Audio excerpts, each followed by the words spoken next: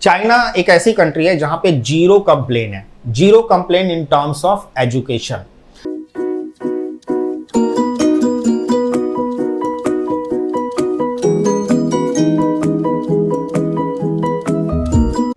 Hello friends, welcome to my career Pathshala once again. आज के इस एमबीबीएस अब्रॉड में जो हम लोग डिस्कस करने वाले हैं that is MBBS from China.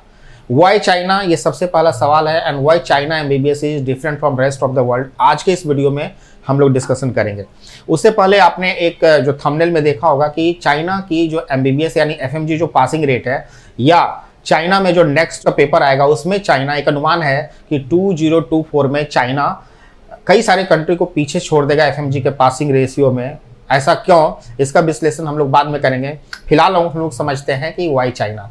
China हमेशा एक फेवरेट डेस्टिनेशन रहा है एमबीबीएस अब्रॉड कैंडिडेट के लिए। चाइना की जो यूनिवर्सिटीज़ है वो without any doubt world class universities है।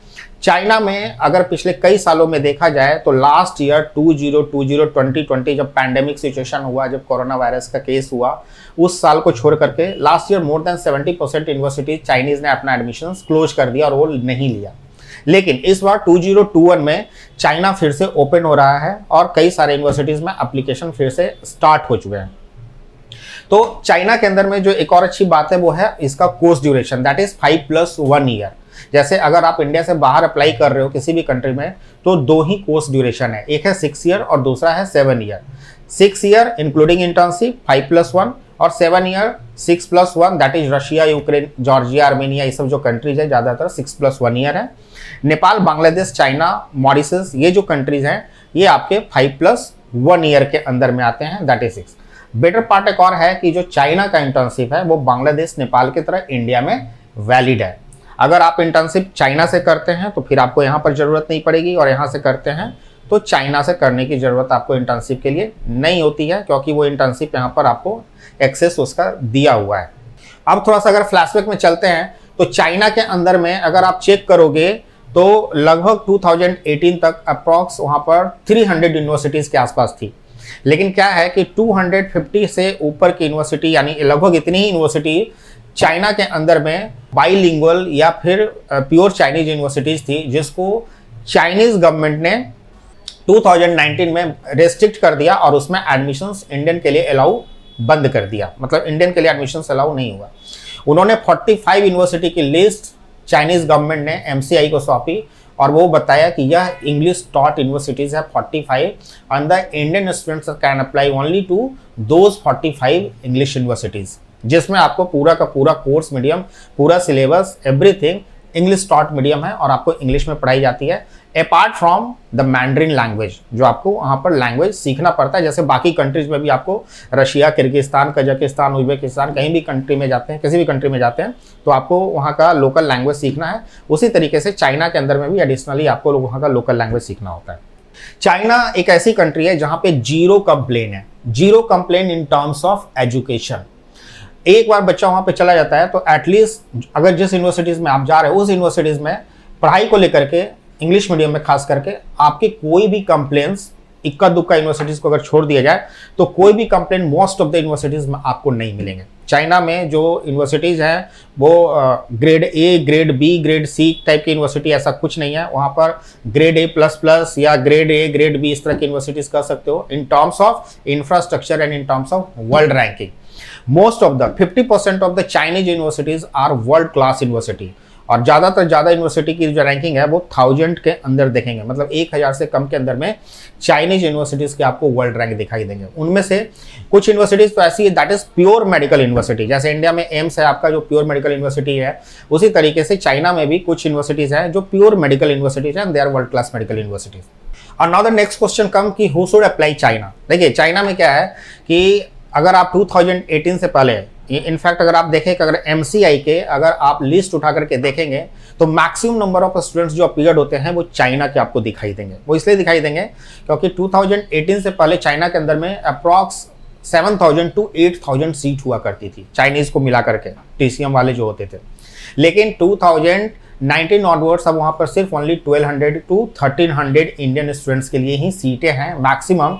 और हमेशा चाइनीज यूनिवर्सिटी वो वर्ल्ड में सबसे पहले फिलअप हो जाने वाली यूनिवर्सिटीज़ थी। मतलब इंडिया में होता क्या था कि रिजल्ट आने से पहले ही मोर देन 70 to 80% यूनिवर्सिटीज़ के अंदर में सीटें फिनिश हो जाती थी। ये हर साल का सिनेरियो रहा है।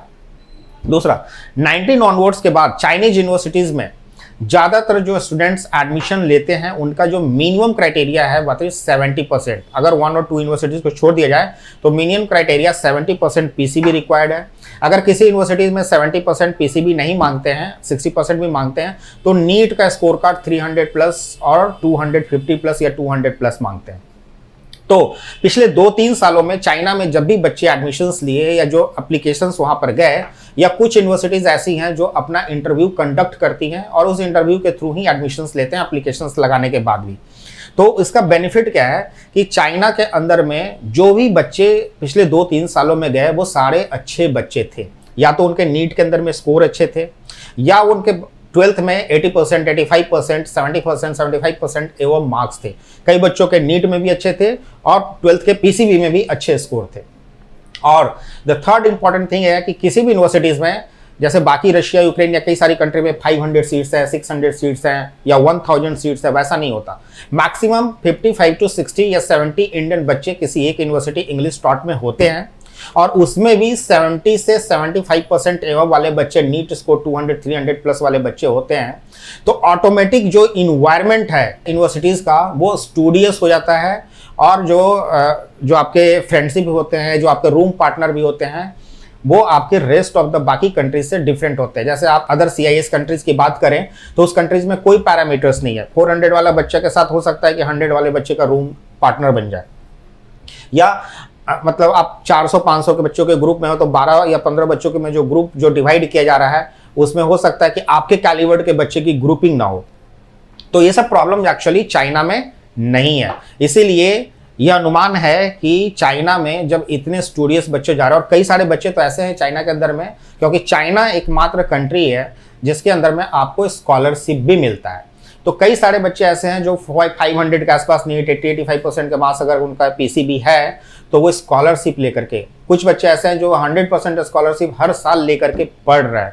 तो वैसे बच्चे जब FMG में या नेक्स्ट एग्जाम में जब अप्लाई करेंगे 2023 या 24 में, तो ऑब्वियसली जो देखा गया है वो यह है कि चाइना के मोस्ट ऑफ द यूनिवर्सिटी कम से कम 50 to 60% के MCI पासिंग रेट से एक्सीड कर जाएंगे। क्योंकि पहले जो बच्चे चाइना में जाते थे, चाहे वो इंग्लिश टॉट हो चाहे वो TCM वाले हो, उसमें कोई एलिजिबिलिटी क्राइटेरिया नहीं होता था। अगर आपका 50% मार्क्स है, जैसे बाकी कंट्रीज में बच्चे जाते हैं, CIS कंट्रीज वगैरह में, बाकी कंट्री में जैसे बच्चे जाते हैं कोई भी स्कोर लेकर के, वैसे ही बच्चे चाइना चले जाते थे। और चाइना में एक्चुअली में MCI पासिंग रेट में प्रॉब्लम आता था, क्योंकि क्या है ना कि अगर आपका बेस स्ट्रांग नहीं है और आप एग्जाम से बचते हो, कई सारी चीज़ों से बचते हो, तो फिर किसी भी कंट्री में चले जाओ, वहाँ पे कंटिन्यू करना और डॉक्टर एज ए प्रोफेशन उस 10 साल के स्टडी ड्यूरेशन को MBBS करना, PG करना इतना आसान नहीं होता। आपको स्टूडियस होना पड़ेगा, स्टूडियस बनना पड़ेगा, तभी आप इस सेक्टर में एक सक्सेसफुल डॉक्टर बन पाओगे। अब इसके बाद जो चाइना का जो कोर्स है, जो सिलेबस है, वो बिल्कुल इंडिया के जैसा है। जो 19 मेडिकल सब्जेक्ट्स इंडिया में पढ़ाए जाते हैं वो ऑलमोस्ट चाइना में कवर किए जाते हैं। 3-4 एडिशनल सब्जेक्ट्स जैसे जेनेटिक्स वगैरह है जो चाइना में एक्स्ट्रा सब्जेक्ट्स है जो पढ़ाए जाते हैं। फर्स्ट ईयर में आपको फिजिक्स और बायोलॉजी, मैथ्स भी आपको पढ़ाए जाते हैं, लेकिन फर्स्ट सेमेस्टर में सिर्फ फर्स्ट सेमेस्टर का पार्ट है। उसके बाद वो कभी नहीं पढ़ाया जाता। उसके बाद सिर्फ आपको जो मेडिकल सब्जेक्ट्स हैं वहाँ पर, और जो आपको लैंग्वेज के जो क्लासेस हैं वो आपको वहाँ पर पढ़ाए जाते हैं। जो इंटर्नशिप का जो एक्सपोजर है, इंटर्नशिप का एक्सपोजर वहाँ पर, China being the highest populace country of the world, तो पेशेंट की कमी तो किसी भी कॉलेज के अंदर में नहीं है। हाँ, आपने अगर चाइना में मैंड्रिन लैंग्वेज को अच्छे से सीखा, ठीक है, अगर आपने उस पर कमांड कर लिया, तो आपको फिर क्लिनिकल एक्सपोजर में प्रॉब्लम नहीं होने वाली है। और अगर आप चाहते हैं वहाँ पर इंटर्नशिप कंप्लीट नहीं करना चाहते हैं, तो आपके पास ये ऑप्शन है कि चाइना से MBBS करने के बाद आप इंडिया में भी आकर के अपना इंटर्नशिप कंप्लीट कर सकते हैं।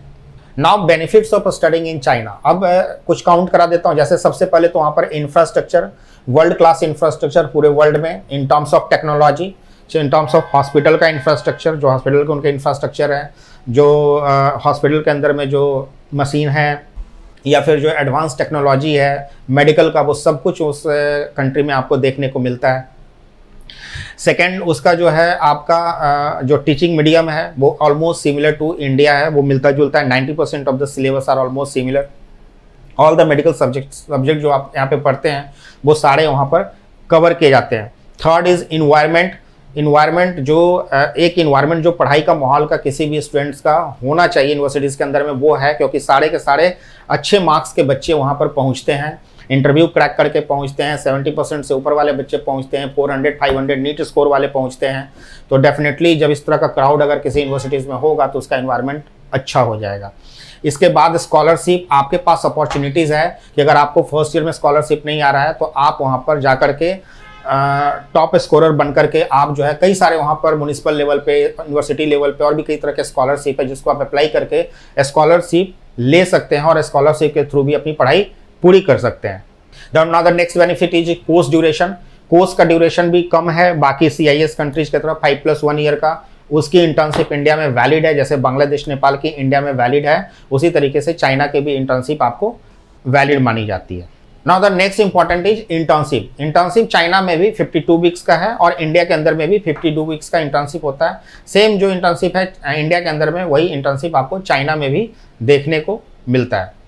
नाउ द फी स्ट्रक्चर, देखो अगर एवरेज यूनिवर्सिटीज़ के अंदर में अगर आप फी स्ट्रक्चर की बात करें तो चाइना में 30 to 32 लाख के बजट में, यानी 35 लाख एट द मैक्स में बहुत अच्छी university, including tuition fees, hostel, 5 year का आपका फूड का, लिविंग का कॉस्ट, एक्सपेंसेस, फ्लाइट के एक्सपेंसेस ऐड करके कुछ यूनिवर्सिटीज है जहाँ पे आपको 35 लाख के बजट में आपका पूरा का पूरा कंप्लीट हो जाता है। कुछ यूनिवर्सिटीज ऐसी भी हैं जहाँ आपके 28 से 32 लाख के बीच में भी कंप्लीट हो जाते हैं, ठीक है। लेकिन वही डिपेंड करता है कि जो जितनी अच्छी यूनिवर्सिटीज़ होगी उस यूनिवर्सिटीज़ में आपकी ट्यूशन फीस, क्योंकि क्वालिटी एजुकेशन जो मैं बार बार वीडियो में कहता हूँ कि क्वालिटी एजुकेशन पूरे वर्ल्ड में कहीं भी चीपेस्ट नहीं है, और अगर कहीं सस्ता है तो वो क्वालिटी ऑफ एजुकेशन वहाँ पर नहीं है। तो friends, according to your marks, अगर आप स्टूडियस बच्चे हो, अगर आपके 400 500 नीट में स्कोर कार्ड आ रहे हैं, इंडिया में अगर आपको कॉलेज की अपॉर्चुनिटीज़ नहीं मिल पा रही है, 70% से ऊपर मार्क्स है, बांग्लादेश अगर आपका जाने की इच्छा नहीं है, क्योंकि मैं सबसे पहले तो आपको, अगर आपकी एलिजिबिलिटी है तो बांग्लादेश बोलूँगा कि आप जाइए, क्योंकि क्वालिटी एजुकेशन उस कंट्री के अंदर में भी है। लेकिन अगर आप 1% से भी अगर वहाँ पर अप्लाई नहीं करना चाहते हैं तो सेकंड ऑप्शन मैं कहूँगा कि फिर आप चाइना रखिए, अगर आप क्वालिटी एजुकेशन की अगेन फिर से बात करते हैं तो, क्योंकि कोर्स ड्यूरेशन ऑलमोस्ट दोनों का सिमिलर है, दोनों की इंटर्नशिप इंडिया में वैलिड है। इसके बाद जो नेक्स्ट जो सबसे इंपॉर्टेंट पार्ट है वो ये है कि why most of the consultancy avoid sending students to China. ज़्यादातर जो कंसल्टेंसी है वो चाइना क्यों नहीं प्रमोट करती है, चाइना ज़्यादातर बच्चों को क्यों नहीं भेजती, इसके कुछ पैरामीटर्स है, कुछ रीजन है। रीज़न ये है कि सबसे पहले चाइना के अंदर में जो प्रॉफिट का जो मार्जिन है वो बहुत कम है। दूसरा, क्योंकि गवर्नमेंट यूनिवर्सिटीज़ है चाइना में, कोई वन टाइम चार्ज नाम का कोई सिनेरियो नहीं है। चाइना में क्या होता है कि जो भी फीस होती है वो एडमिशन लेटर पे लिख करके यूनिवर्सिटी वाले भेज देते हैं, तो वहाँ पे कोई हिडन कॉस्ट चलता नहीं है, तो बहुत ज़्यादा प्रॉफिट मार्जिन निकल करके आता नहीं है। Second, high consultancy fees. आजकल के जो बच्चे हैं या जो पेरेंट्स हैं वो लो कंसल्टेंसी खोजते हैं कि मतलब 50,000 1 लाख रुपए में कहीं मिल जाए ताकि बच्चों को सेटल कर जाए।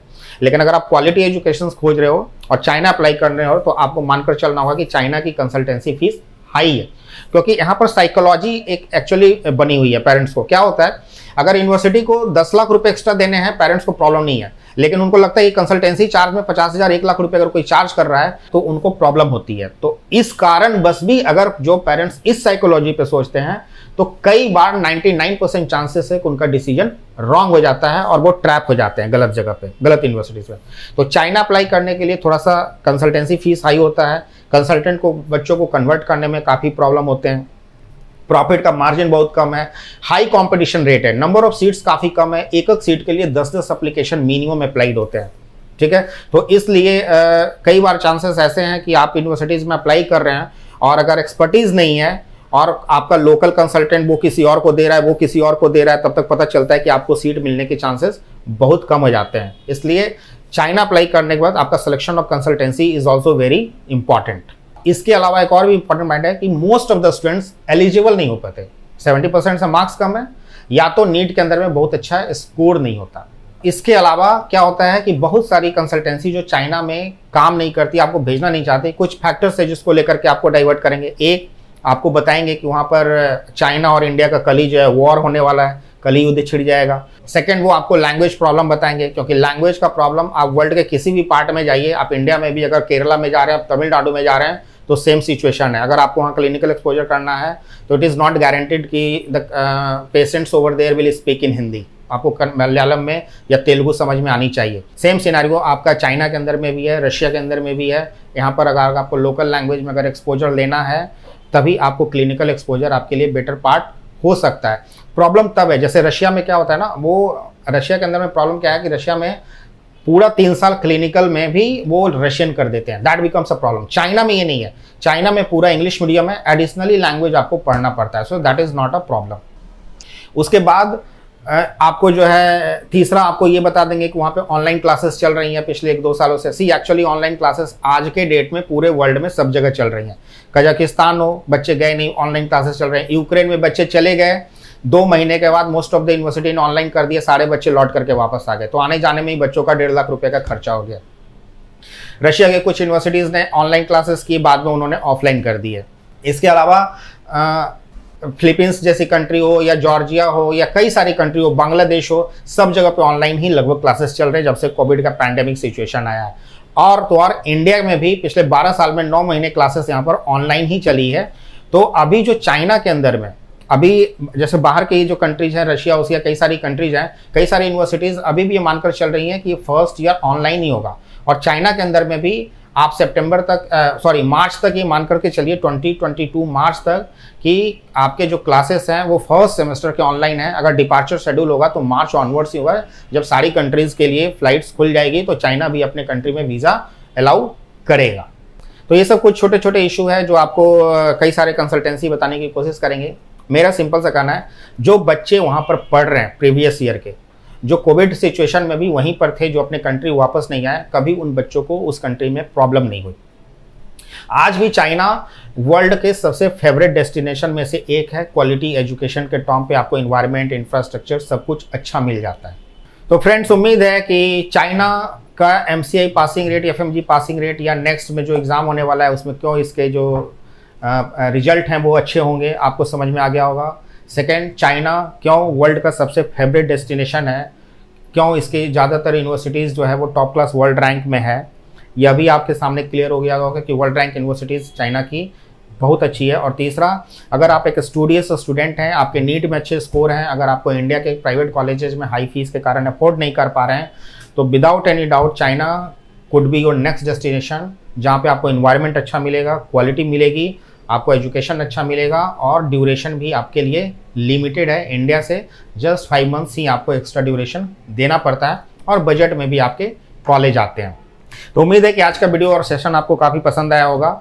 बने रहिए माई करियर पाठशाला के साथ। अगर पसंद आए तो लाइक कीजिए, सब्सक्राइब कीजिए और शेयर भी कीजिए अपने फ्रेंड के साथ, क्योंकि इंपॉर्टेंट इन्फॉर्मेशन सबके पास पहुँचना बहुत ज़रूरी है। Thank you so much, keep liking and keep subscribing.